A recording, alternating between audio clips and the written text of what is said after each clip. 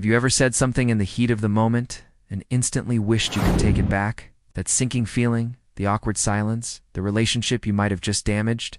It's a feeling we all know too well. In a world that never stops talking, where every opinion is broadcasted on social media and every meeting is filled with voices competing to be heard. What if the greatest power isn't in speaking, but in knowing when not to? A profound book holds the key to mastering this forgotten art, transforming how you connect with others and navigate the complexities of modern life. Welcome back to DreamAIReview. We're diving into the transformative wisdom of speaking as instinct. Keeping your mouth close is cultivation. Silence is wisdom, by the insightful author Truong Tieu Hang. This isn't just another book about public speaking. It's a deep exploration of the philosophy behind our words. In an age of digital noise and constant communication, its message is more critical than ever. It teaches us that while anyone can talk, the true masters of influence and connection are those who have perfected the art of restraint and the power of silence. Stay with us as we unpack 3 revolutionary ideas from this book and show you how to apply them to build stronger relationships. Excel in your career and find inner peace in our chaotic world. The first and perhaps most foundational pillar of the book's philosophy is the idea that speaking is a raw, untrained instinct. We are all born with the ability to make sounds, to form words, and to express ourselves. It's as natural as breathing. However, the book makes a crucial distinction. Just because you can talk doesn't mean you can communicate effectively. Talking is easy. Talking well is a skill that demands conscious effort and lifelong practice. Think about it. You spend years learning to read and write. But how much formal training do we receive in the art of conversation, in the nuance of tone, or in the impact of our words? This gap is where most of our communication failures originate. We speak on autopilot, driven by emotion, ego, or habit, without considering the consequences. The book challenges us to see our speech not as a given, but as a craft to be honed. Every conversation is an opportunity to practice, to learn, and to improve. It urges us to move beyond the instinctual act of simply making noise and begin the intentional journey of shaping our words with purpose and care. To put this into practice, here's your first action step. For the next 24 hours, practice the pause and purpose technique before you speak. Whether you're in a team meeting, on a call with a client, or talking with your family, take a deliberate 2-second pause before you contribute. In that brief moment, ask yourself one simple question. What is the purpose of what I am about to say? Is it to inform, to support, to clarify, or simply to fill the silence? This simple habit forces you to shift from reactive, instinctual talking to intentional, purposeful communication. It's a small change, but it's the first and most crucial step in transforming your words from random noise into a powerful tool for connection and influence. This isn't about overthinking every word. It's about bringing a new level of awareness to an act we perform thousands of times a day. By making your speech a conscious choice rather than an unconscious reflex, you begin the journey from a mere talker to a skilled communicator, laying the groundwork for the deeper levels of wisdom the book explores. The second, more advanced tier of this philosophy is that keeping your mouth closed is a form of cultivation. If speaking is instinct, then choosing not to speak, especially when you have every urge to do so, is a sign of profound self-discipline and high emotional intelligence. This isn't about being shy or having nothing to say. It's about a conscious, deliberate choice. It's the practice of filtering your words, of recognizing when a comment is unnecessary, unkind, or simply unhelpful. Think of the times you've been tempted to jump into a piece of office gossip, correct someone on a trivial detail, or fire back a defensive comment in an argument. In those moments, the instinct is to speak. The cultivation, as Truong Tieu Hang explains, is to hold back. This restraint is a powerful form of character development. It protects your relationships from the damage of thoughtless words, and it preserves your own energy and focus for what truly matters. It demonstrates a level of maturity that commands respect far more effectively than constantly voicing your opinion ever could.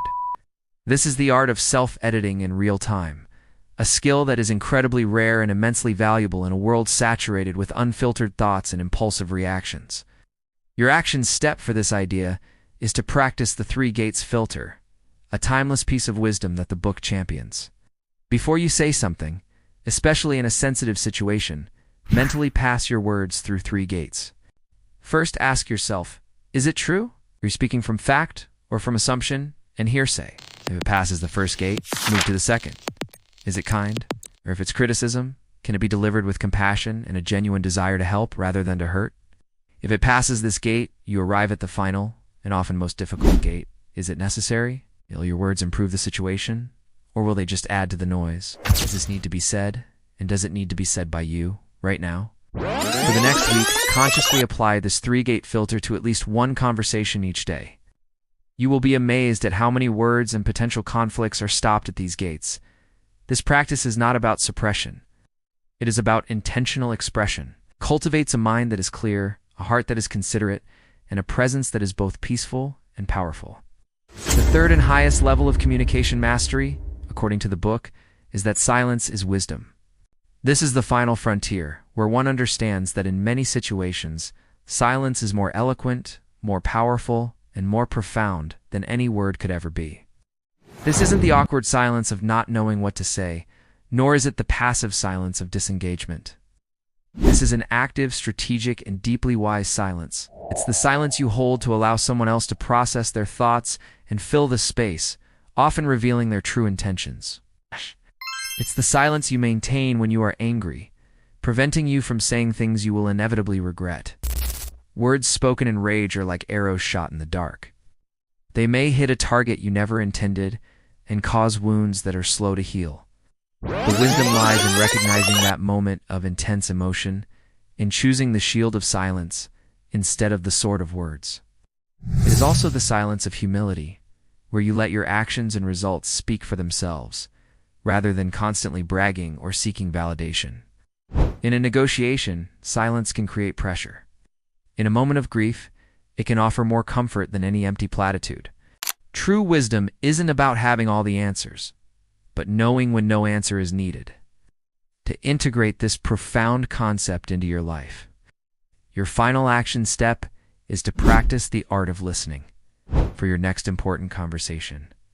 Set a single goal: to understand the other person's perspective completely, without focusing on your reply. Your job is not to formulate a response while they are talking, but to listen with your full attention. When they finish speaking, instead of immediately sharing your own thoughts, embrace a moment of silence.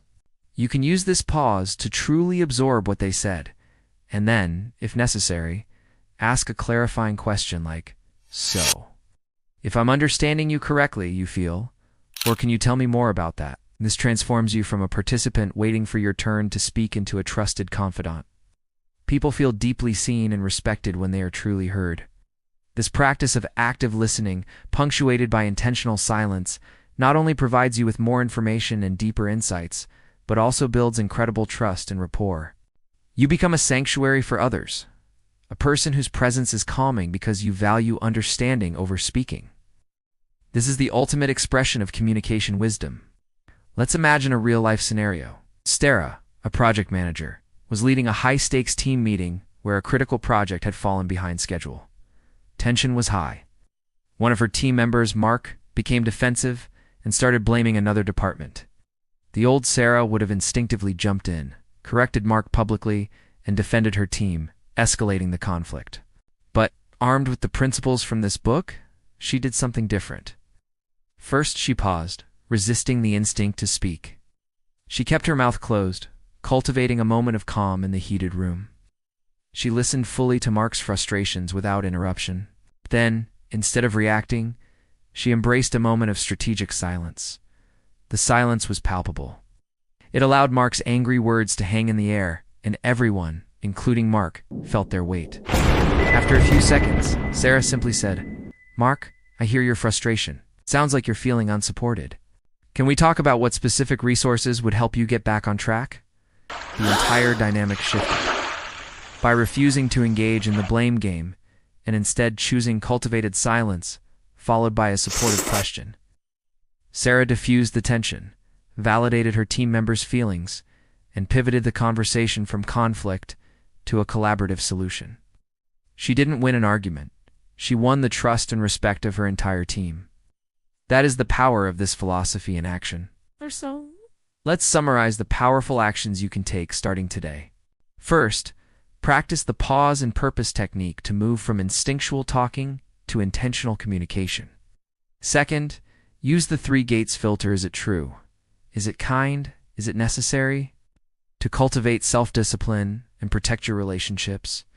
And third, master the art of listening by using silence to truly understand others before you speak. Remember, this is a journey of progress, not perfection. You won't master it overnight. The goal is to become more mindful, one conversation at a time. Each pause, each filtered comment, each moment of active listening is a step toward becoming a wiser, more effective, and more respected communicator. If this video resonated with you, please hit the like button. We'd love to hear from you in the comments below. Which one of these 3 ideas will you try to apply this week? And do not forget to subscribe to DreamAIReview for more practical wisdom from the world's most transformative books. Thank you for watching, and we'll see you in the next video.